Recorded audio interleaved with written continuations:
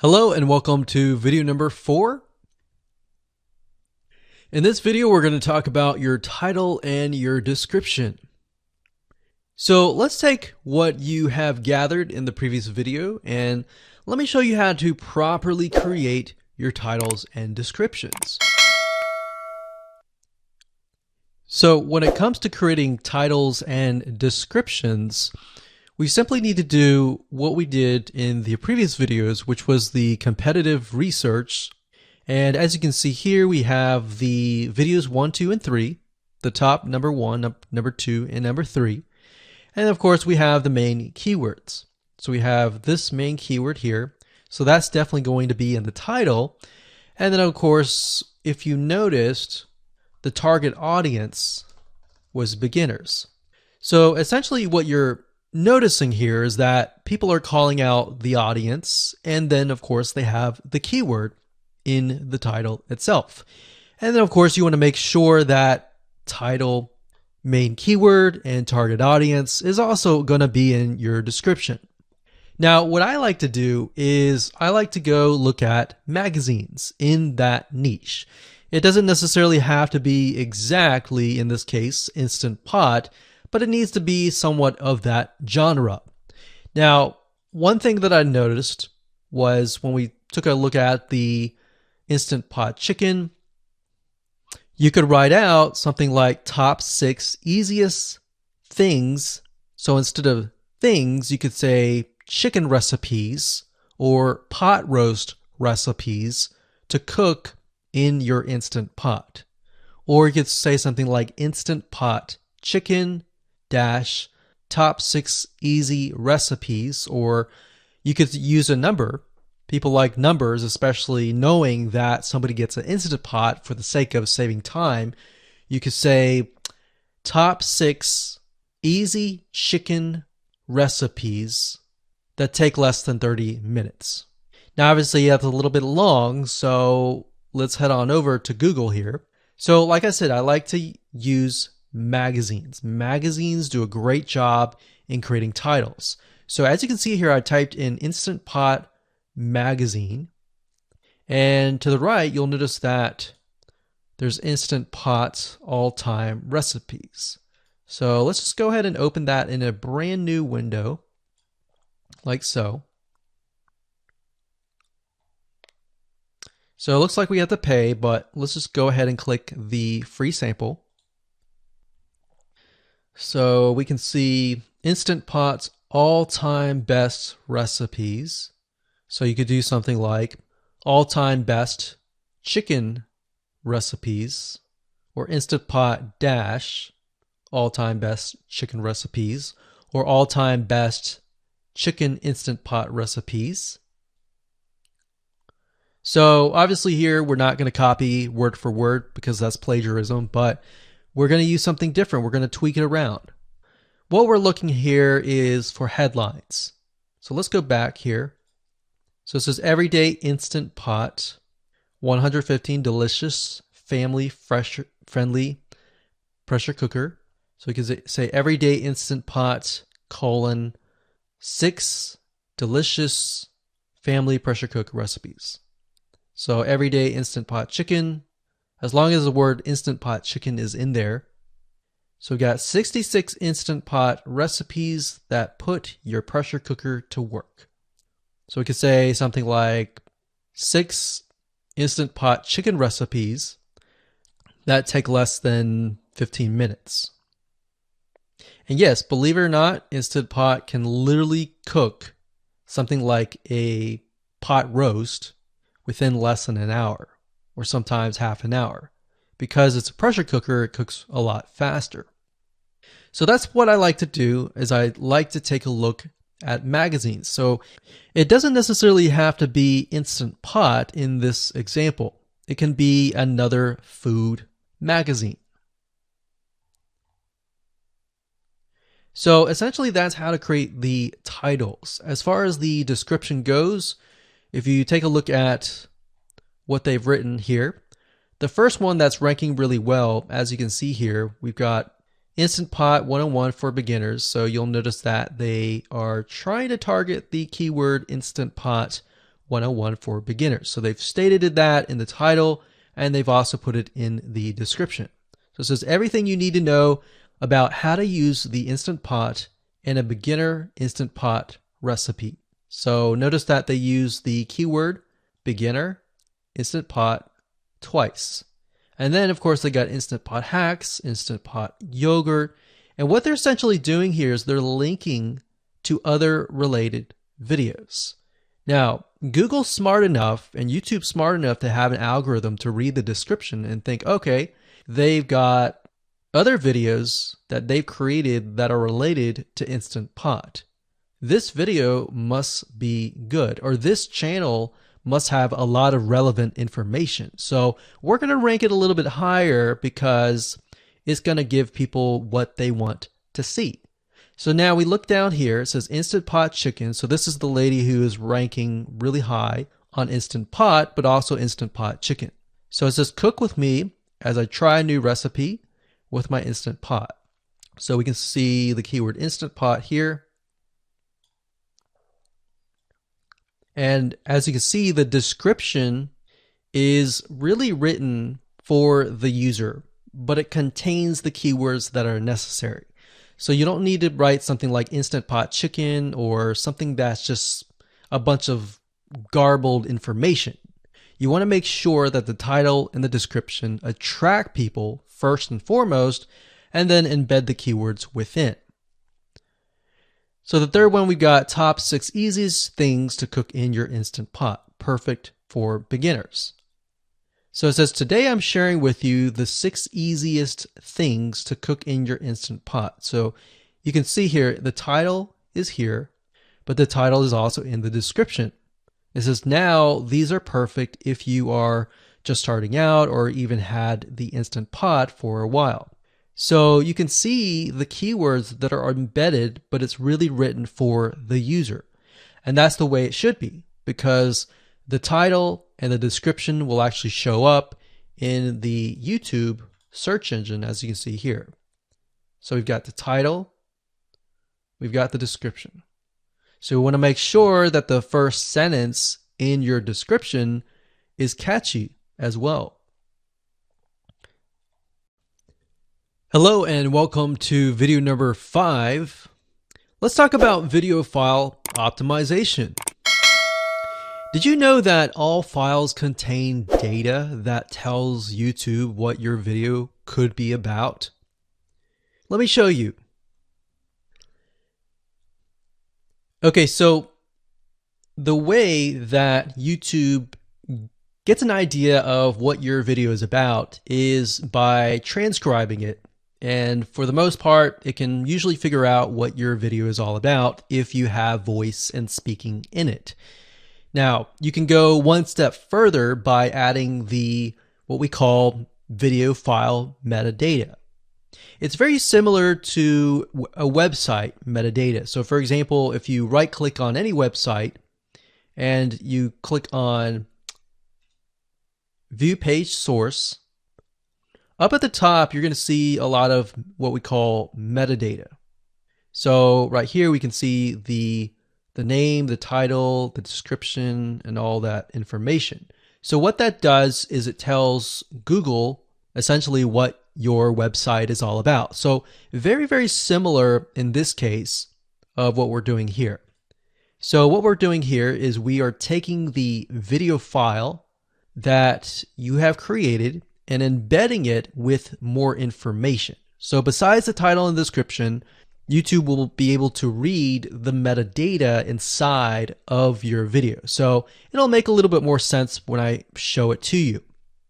Now, it's really hard to find software out there that allows you to embed metadata, except for a few.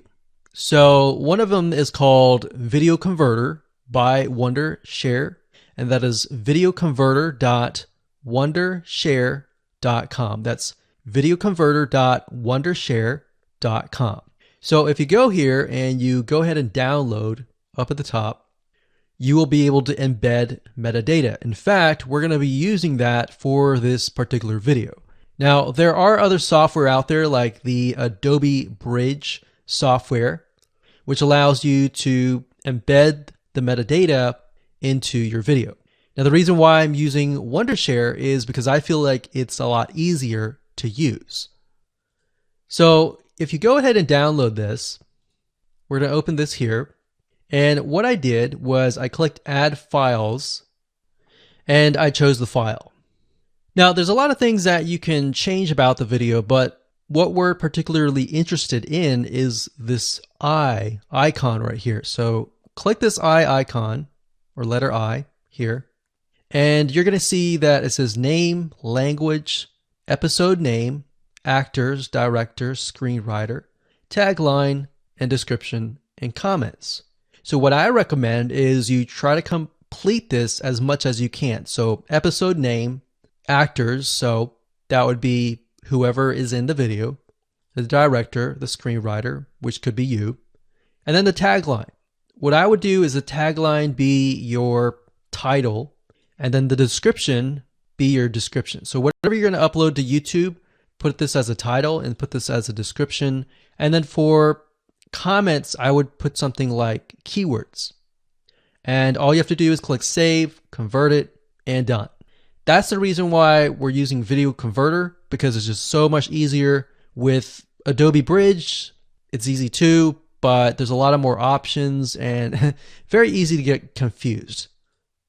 So once you're done with that, you save the video. Your video has the metadata inside of it, and all you have to do is simply upload it to YouTube, and that's it. Hello and welcome back. This is video number 6. Let's talk about your thumbnail and why that is important. You see, since our goal is to get more clicks or more views to your YouTube video, we have to rely on attracting viewers. So if you think about it, the thumbnail is the first thing people see as they are scanning to find what interests them the most. So in other words, if you think about it, if you go to youtube.com and you type in a keyword, you're going to see all the results with thumbnails, the titles, the descriptions, and all of that. So that's the first thing that they see. So let's discuss what your thumbnail should contain and what's working in your market and how to figure that out. So when it comes to having a thumbnail, you want to make sure that it is eye-catching, meaning it shows somebody what they want. So if Instant Pot Chicken is your main keyword, you want to make sure that your thumbnail has something in it that entices them. So it's good to have the keyword or the title in it. So you can see right now the way YouTube works is they have an initial title or an initial thumbnail, and then after that you can see motion. So if I put my mouse over it, you can actually see part of the video, which makes it a lot more engaging. So as we scroll down, the initial thumbnail that this woman uses is the Instant Pot. And then this one here, it says Instant Pot recipes. So Instant Pot. So we can see the ones at the top definitely have the Instant Pot in it, or a word that's chicken, or a picture that has chicken in it. So it fits the keyword. Now, if you're not a professional, thumbnail artist or anything like that, there are different sites that you can use to get these created. Now, bear in mind that you never want to use a thumbnail that is clickbaity or that lies to somebody, because if they click on it and then the video is nothing like the thumbnail, then guess what? You might get tons and tons of clicks and perhaps views, but you're not going to get people watching your video, which is very, very important, which we'll discuss in the future videos. But for now, there are different elements that you need. So what I recommend is you go to a site called creativemarket.com. That's creativemarket.com. There are other sites like graphicriver.net, but over time we've realized Creative Market has a lot of really good designs. So what we can do here is in the search box, we're going to type in YouTube thumbnail. And we're looking specifically for templates that we can use for the thumbnail. So it says YouTube thumbnail pack. Let's go ahead and open that. There's one here.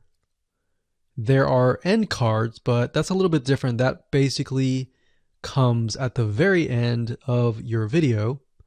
So we got urban thumbnails, different types of thumbnails. But the reason why I like Creative Market is buying templates for specifically YouTube thumbnails is going to make your life a lot more easier, especially if you can make it professional. The more professional it looks, the more professional your viewers will click through. So if we click on this, we can kind of get an idea of what we're dealing with.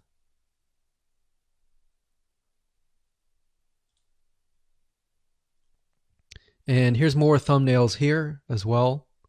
Now, over time, we've realized with YouTube thumbnails, more and more designs are becoming minimalistic, meaning it's not too fancy, but it's got just enough information to tell the person what it is all about.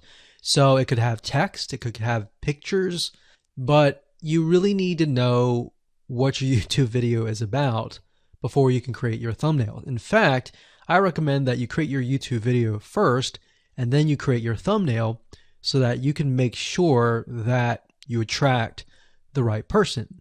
Now, what we found a little bit of a technique is to create a thumbnail that is related to essentially the end, meaning if you're creating an Instant Pot chicken recipe, you might want to show the chicken already cooked. So essentially what people get if they click through. So that way people think, oh, okay, this looks really nice. I'm going to click through. And they're more likely to actually watch all the way through to the end. And that's what we want. We want people not to just click through, but to watch all the way till the end. And that's actually going to help us with the ranking. Hello and welcome to video number 7. Let's talk about video length in more depth. So the big question is, how long should your video be? While yes, most folks have said that your video should be short due to attention span, and that's something that we've talked about in the past, and that definitely worked in the past, and that still is true that people's attention span are short. But today, in terms of YouTube, your video length should be longer, and here's why. Did you know that YouTube ranks your video based on how many minutes your viewer watches? We talked briefly about this in video number 1, but I want to talk about why that is the case. Statistically speaking, most people that we have found, based on statistics that we have seen in YouTube, most people watch about 50% of a video.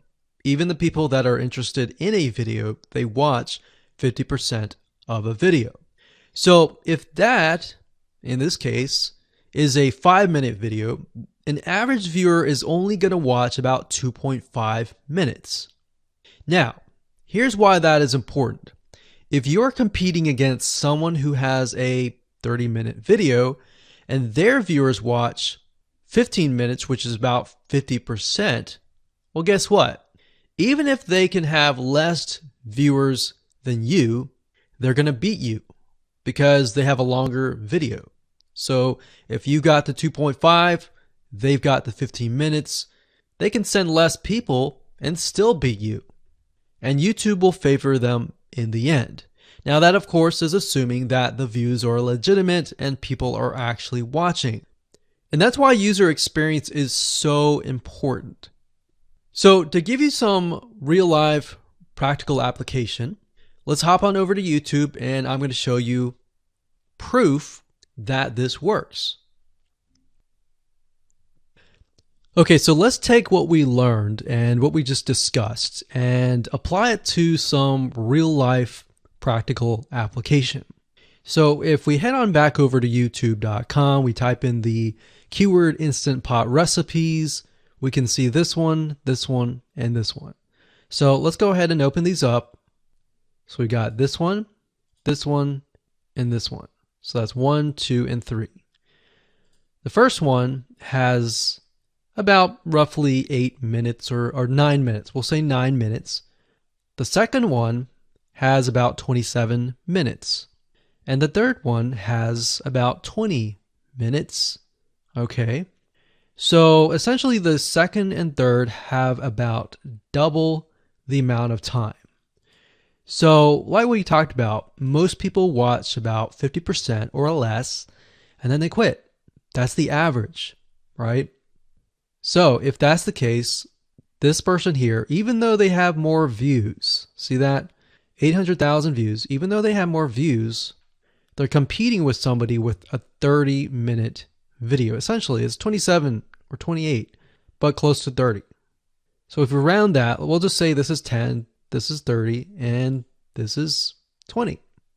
All right, so let's keep it at even numbers. So if that's the case, there's 4 minutes here, 15 minutes here, and 10 minutes here. So this means that the person with the less amount of minutes, they're going to need a lot more views and a lot more people watching it. So in total, if this person has, obviously this person's number one, but what I'm saying here is because YouTube looks at how many minutes are watched, if this person had 800,000 views and this person had only half of that amount, but had more than double this amount, this person right here would most likely rank higher. So see that? Only 100,000 views, 15 minutes. This one here, 20 minutes, only 6,000 views. So you might ask, well, shouldn't this be maybe number one? Not necessarily. If we really look at it, so we've got 800 times 4 minutes, and that's not going to be exact. I mean, we could even take 500. And this is definitely going to be number one. And this is definitely going to be number two based on the information. But this person, because they have a long enough video, even though they have less amount of views, they're still able to rank pretty high. So this is based on one of our YouTube channels, which has over 9 million of minutes watched. And based on that, that's what we've seen. Now, there's other factors like likes, dislikes, comments, and other things like that, titles and descriptions. But that's a big, huge ranking factor because it legitimately tells Google and YouTube, hey, this YouTube video is legit. Not only people are clicking on it, they're actually viewing it. And they're viewing at least about 50% on average. So that's why the video length is important. Now, you don't want to make a long video just to make a long video. You want to make a video that has really good content. And that's the goal. It's not based on spammy backlinks or anything like that. It's based on providing real value. Hello and welcome to video number 8. So just want to say congratulations on reaching the end of this video course. We're going to talk about a secret tip that you can use to outrank your competitors. So we briefly talked about why having a longer video was important, right? So one secret tip that we can give you is that what we have found that works is the following. Longer videos in the sense of live streams, which means you get on YouTube and you talk to people live. You have webinar replays and videos where people expect them to be longer. So in other words, people are expecting these to be longer. If you make a normal video that people expect to be 5 minutes and you make it an hour, then you're not really going to hit that 50%. But when you have a live stream or a webinar replay, usually people typically expect it to be at least 1 hour. So because people expect it to be 1 hour or longer, they expect to take time out of their busy schedule to actually watch your longer video. And what we found is these work really well compared to the average video.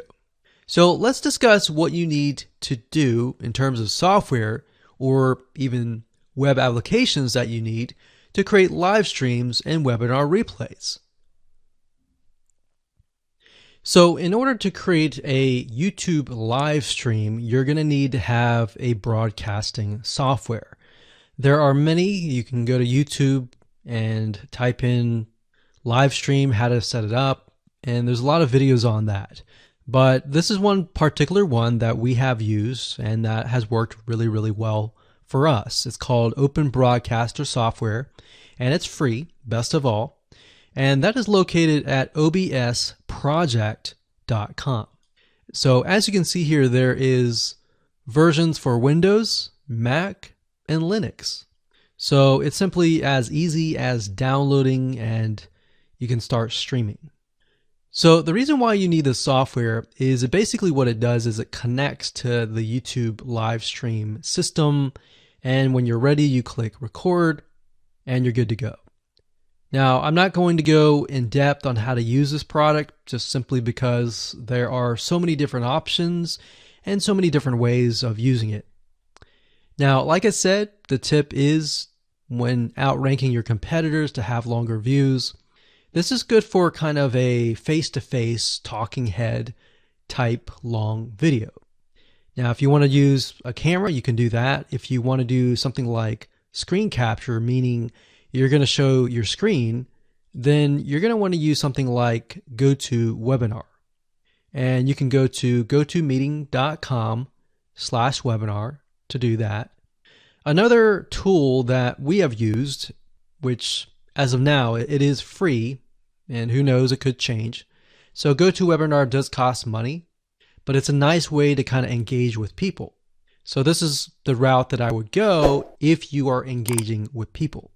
If you're not engaging with people and you're simply doing screen capture, there is a tool called Use Loom. Let me show it to you.